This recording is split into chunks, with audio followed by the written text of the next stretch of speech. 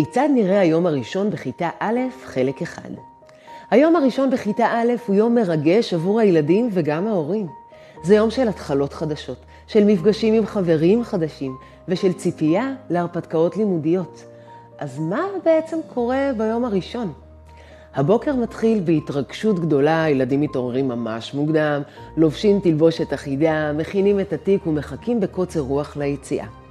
כדאי לעבור איתם על הילקוט, להראות להם איפה כל דבר נמצא, ואפילו לתרגל איתם ערב קודם הכנסה והוצאה של החפצים מהילקוט והקלמר.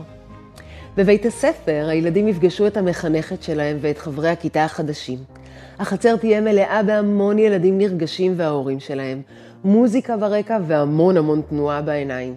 יש בתי ספר שלוקחים את הקטנטנים ישירות לכיתה, יוצאים איתם אחר כך לטקס פתיחת השנה וקבלת תלמידי כיתה א', אחר כך פרידה מההורים וחוזרים לכיתה.